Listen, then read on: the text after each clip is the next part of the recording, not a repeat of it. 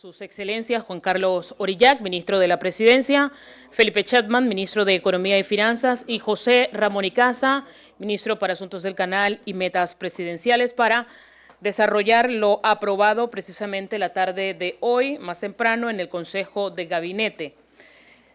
Uno de los principales temas, el que se refiere precisamente a la aprobación de la resolución número 123 sobre aportes del Fondo Tarifario de Occidente, que se extenderá hasta junio de 2025 para mantener la tarifa eléctrica, le hace no aumentar el costo de la energía, y este tema lo va a estar abordando en detalles básicos el ministro de la Presidencia, Juan Carlos Orillac. Ministro. Buenas tardes. Efectivamente, en el día de hoy, en el Consejo de Gabinete, una de las temas del proyecto que se tocó fue la extensión del subsidio a la tarifa eléctrica de la concesión Edechi en el área de Bocas del Toro, Chiriquí, la provincia de Novebulé, a los efectos de mantener a estos clientes con una estabilización de la tarifa, lo que representa el no aumento de la tarifa en dicha región. Esto por efecto de que la misma tenía fecha de vigencia al 31 de diciembre del año 2024. Lo que entonces en discusión en el Consejo de Gabinete se determinó extenderla por 6 meses más hasta el 30 de junio del 2025, de manera tal que podamos seguir haciendo los análisis y viendo cómo se comporta el mercado a los efectos. No sé si tienen alguna pregunta. Sobre ese particular. Sí. No es un monto, es mantener la tarifa, eso va a depender del consumo. Pero tienen un aproximado más o menos cuánto se ha pagado hasta el momento y cuánto proyectan que se tendría que pagar. Bueno, creo que el monto que se ha pagado hasta la fecha ronda los 20 millones de dólares en subsidio. ¿Piensa que eso sería entonces? Todo va a depender del costo de la energía y de las tarifas que se estén aprobando, que mañana sale la tarifa. Bien, otro de los temas aprobados en este Consejo de Gabinete fue la resolución número 124, que habla o se refiere al plan estratégico de gobierno, y para ello los tres ministros en mesa principal podrán hacer el desarrollo de este tema. Adelante. Muchas gracias. Buenas noches. Cumpliendo con la Ley de Responsabilidad Social Fiscal, que reza que antes que finalice el año en el cual inicia la gestión de un nuevo gobierno, se debe aprobar en el Consejo de Gabinete y publicar un plan estratégico de gobierno. Y el principal enfoque de ello se desprende de la Ley de Responsabilidad Social Fiscal. Por tanto, es un plan que descansa o está anclado en el marco fiscal de 5 años, y el cual forma parte de la visión ya antes comentada y conocida de un aterrizaje suave desde un punto de vista fiscal, que nos lleva a, en una tendencia descendiente del saldo fiscal de cada año, iniciando el próximo año con un saldo fiscal total inferior al 4%, con una tendencia descendiente, de forma tal que antes de fines de la década lleguemos a 2% total en términos del saldo fiscal. Sin embargo, esto prevé que por primera vez en muchos años, a partir del año 2027, tenemos altas probabilidades, según lo que tenemos estimado y planeado, de alcanzar superávit primario, es decir, tener un saldo positivo antes del pago de servicio de la deuda. Este plan descansa en varias premisas. Una de ellas es una economía global creciente, comercio mundial también en crecimiento, un mundo en relativa calma y y paz, sin mayores trastornos geopolíticos, que permite a Panamá acelerar su crecimiento económico y llevarlo nuevamente a un ritmo más similar al que ha sostenido a lo largo del tiempo. Y en el plan incluye cifras muy conservadoras, inclusive por debajo del potencial de crecimiento de la economía panameña. Estamos hablando de un crecimiento en promedio para lo que resta de esta década de 4% real por año, con una tasa de inflación muy moderada, partiendo de las condiciones que estamos viviendo en la economía global y local, donde sabemos que en Panamá el principal catalizador de la inflación es la importada, sobre todo cuando hablamos de los combustibles derivados de petróleo. Esto incluye también como premisa un comportamiento saludable del comercio mundial, que tiene sus efectos positivos en el Canal de Panamá, en la plataforma logística. Y estos datos, interesantemente, nos ahorran resultados que pueden permitir a este gobierno, a esta gestión, realizar inversiones o gastos de capital que en los 5 años pueden exceder los 30.000 millones de dólares, lo cual coloca en un promedio simple por año una inversión en promedio de unos 6.000 millones de dólares por año, que en términos también del peso relativo contra el tamaño de la economía es una relación de las más altas del mundo, que están enfocados en diversos sectores de la economía, muchas veces comentado por el presidente de la República, que incluye sectores como el turismo, fortalecer nuevamente el sector agropecuario, el sector logístico, en fin, una serie de sectores donde está enfocado a aumentar la competitividad, la productividad, la creación de empleos, propiciar inversiones tanto locales como externas para tener un impacto positivo social y económico en los hogares, en las familias panameñas, por medio de más empleos mejor remunerados, más estables, en el sector privado, primordialmente, que es el principal motor que dinamiza la economía panameña. Este se estará publicando el día de mañana en Gaceta Oficial, documento extenso. También publicaremos en el sitio web del Ministerio de Economía y Finanzas documentos, resúmenes del mismo, formato presentación, en resumen ejecutivo, de forma tal que sea que sea más fácilmente comprensible y digerible para la población y para los lectores tanto locales como internacionales que siguen esta información con tanto interés. Si hay alguna pregunta, con mucho gusto. Adelante. Tenemos a los colegas preparados en los laterales para las preguntas. Gracias, Alma Solís de TIP Noticias. Ministro, dentro del plan quinquenal que están presentando, la primera pregunta es ¿cuál sería el modelo de financiamiento implícito que van a tener, tomando en cuenta también que, viendo el presupuesto que ustedes presentaron para el 2025, tiene un renglón importante en reducir el costo de financiamiento? Entonces, ¿qué tipos de financiamiento se van a utilizar y qué estrategia para que este financiamiento sea menos costoso? Sí. Y la otra pregunta que le quisiera hacer también, ¿qué dirección del MEF estaría dándole seguimiento a este plan quinquenal y si se van a estar presentando los marcos fiscales también cada año? Sí, sobre el financiamiento,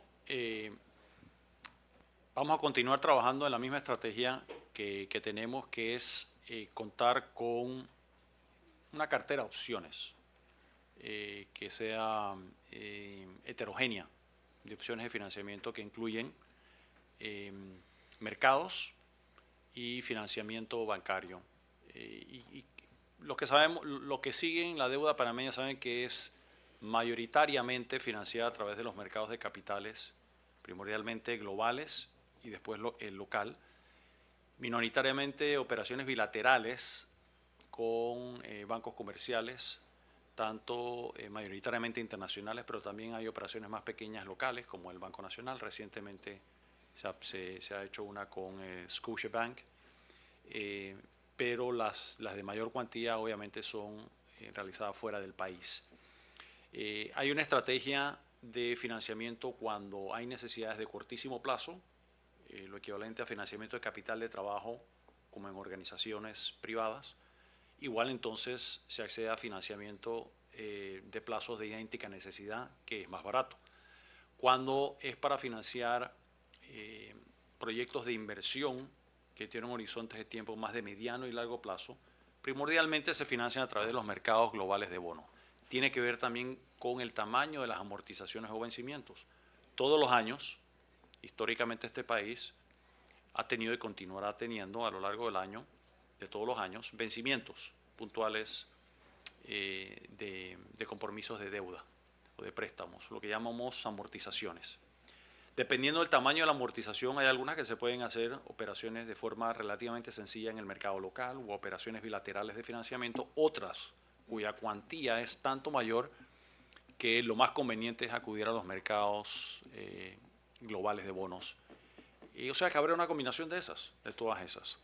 Sobre el costo, obviamente hay varios elementos que apuntan hacia la reducción del costo. Uno es tener una hoja de ruta muy clara en términos de marco fiscal, tener una comunicación continua con los mercados internacionales, locales, calificadoras, analistas, es decir, muy apalancado en la transparencia. Como me he escuchado decir anteriormente, la transparencia es una buena inversión, es un buen negocio porque reduce los espacios de especulación y de incertidumbre. Esa transparencia, esa comunicación continua tiende a construir confianza, que se traduce en reducir la prima de riesgo país y los costos de financiamiento. Este marco fiscal que estamos publicando el día de mañana va a confirmar la hoja de ruta de un aterrizaje suave fiscal que hemos anunciado en meses anteriores. Mucho de ello lo comentamos cuando se aprobó la reforma a la Ley de Responsabilidad Social Fiscal. Ahora lo vamos a ver en números más específicos. O sea que es una continuación del plan previamente anunciado o las intenciones previamente comunicadas. Es decir, los hechos están cumpliendo lo anunciado. También estamos anticipando que la tasa de interés, el referente de tasa de interés en el mercado global en dólares va a mantener su tendencia a la baja. Por supuesto que eso descansa en la premisa de un mundo donde la inflación continúa a la baja, donde no hay realmente sobresaltos geopolíticos que puedan afectar los mercados de las materias primas como los combustibles. Eso está fundamentado en ello. Así que eso es primordialmente, y por supuesto sí se va a estar publicando continuamente. Esto es un instrumento dinámico que se va actualizando a lo largo del tiempo a través de todas nuestras plataformas. Obviamente la de más fácil lectura es el sitio web que mantiene el Ministerio de Economía y Finanzas, y eso, la parte fiscal, es una combinación de varias áreas del Ministerio, una de ellas las principales, financiamiento público, por supuesto. Tenemos una unidad de análisis económico que es la que ha trabajado en el MEF. El próximo año vamos a tener una unidad nueva de control de gasto, como saben que se aprobó en la Ley de Responsabilidad Social Fiscal cuando se enmendó. Se va a estar lanzando también el Consejo Fiscal, que también va a trabajar muy de la mano con este instrumento. Bien, hay una próxima pregunta, entendemos. Milagros Córdoba, Telemetro reporta.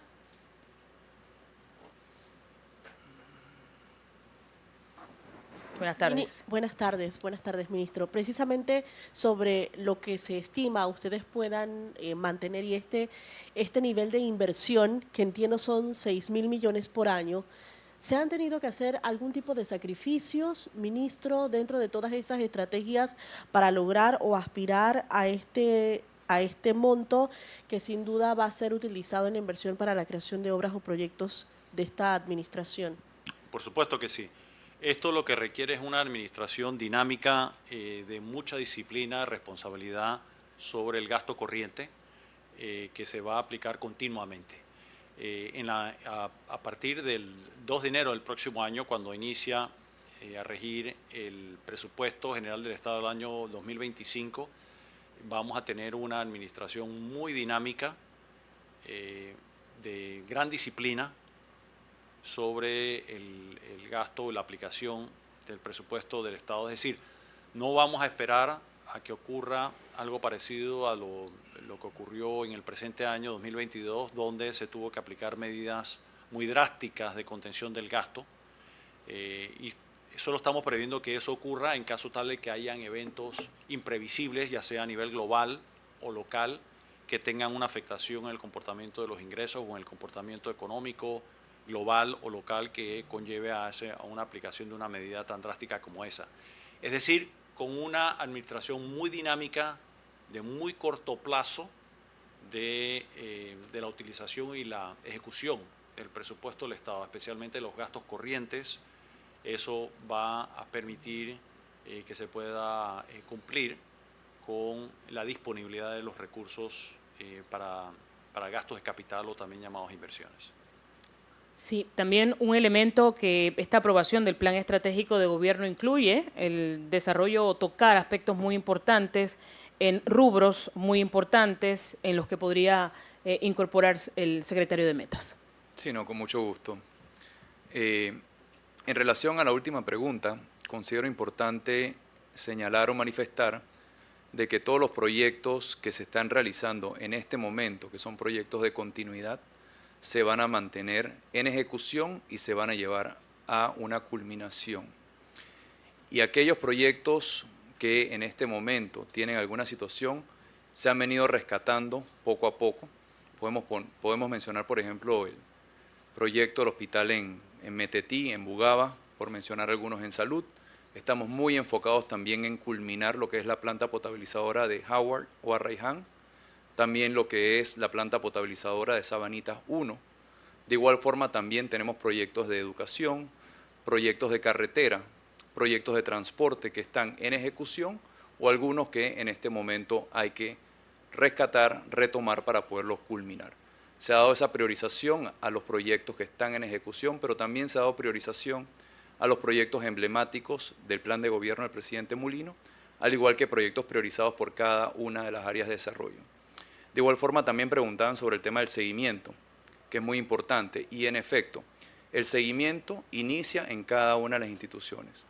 Cada uno de los ministros, cada uno de los directores, cada uno de los gerentes de las distintas instituciones hace el seguimiento semana a semana con su equipo de trabajo. Y por mandato del presidente, de la Secretaría de Metas con el Ministerio de la Presidencia, nosotros semanalmente en las reuniones de metas con el presidente vamos tomando entonces un área de desarrollo o un eje para ver cómo vamos con cada uno de los proyectos de ese eje. Por ejemplo, si vamos a tocar una semana lo que son los proyectos de agua, revisamos lo que es la ejecución física y financiera, las posibles alertas y situaciones y el cumplimiento de lo que son los hitos de cada uno de estos proyectos. Y trimestralmente, en Consejo de Gabinete, vamos a estar entonces presentando los proyectos emblemáticos y priorizados, cómo vamos entonces con la ejecución de estos proyectos, para poder entonces darle un seguimiento al más alto nivel, desde el presidente y su Consejo de Gabinete, y posterior a que tengamos esos consejos de gabinetes donde vamos a revisar el avance de los proyectos, programas, planes y acciones, es decir, las metas, poder entonces comunicar a través de conferencia de prensa y medios de comunicación cómo vamos entonces en el avance de estos proyectos, programas, planes y acciones. Gracias, ministro. TVN Noticias, ¿tiene alguna interrogante? Bien, si hay alguna otra pregunta, vamos a escuchar. Vamos a permitirle el micrófono, por favor. Disculpe, en el documento que ustedes van a presentar, que vamos a poder acceder, ¿tiene el cronograma de cada proyecto que se va a hacer por año, por montos? O sea, ¿están esos detalles específicos? No, un plan estratégico de gobierno no es un plan de ejecución de proyectos, no incluye eso.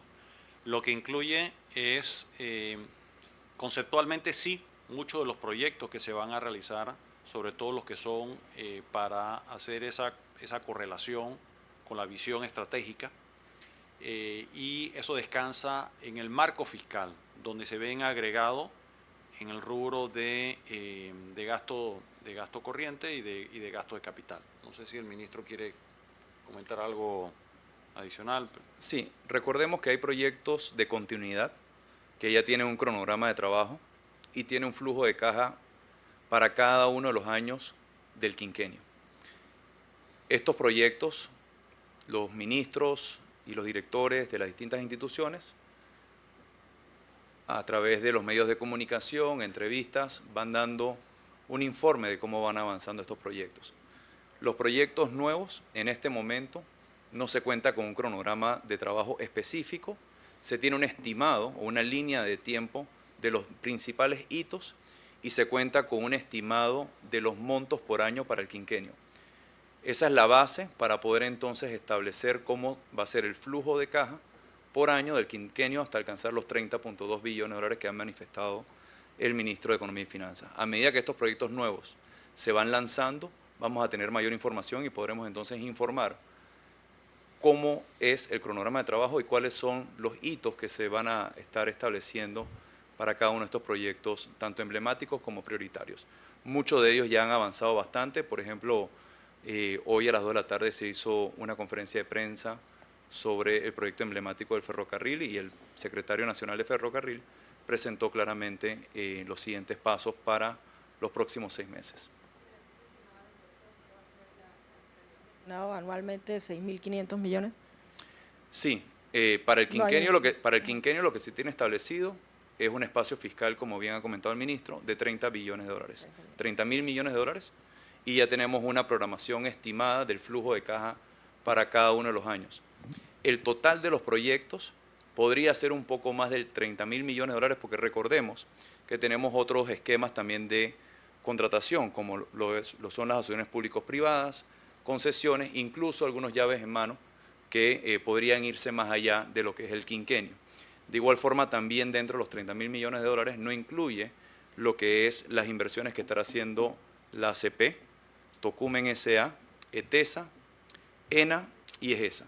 Esas 5 instituciones tienen su patrimonio propio y tienen su plan de inversión, que sería en adición a los 30.000 millones que estamos presentando el día de hoy. Y ese programa de inversión se puede lograr. El plan es inclusive irlo logrando con una reducción de la relación de deuda versus el tamaño de la economía. Si bien el saldo nominal de la deuda va a irse incrementando, pero a una velocidad sustancialmente más lenta que ello, salvo que logremos o que nos encontremos una situación en el mundo donde las tasas de interés, el referente de tasa de interés y la prima de riesgo país haya bajado tanto, donde inclusive podamos ver casi que cero crecimiento del saldo total de la deuda.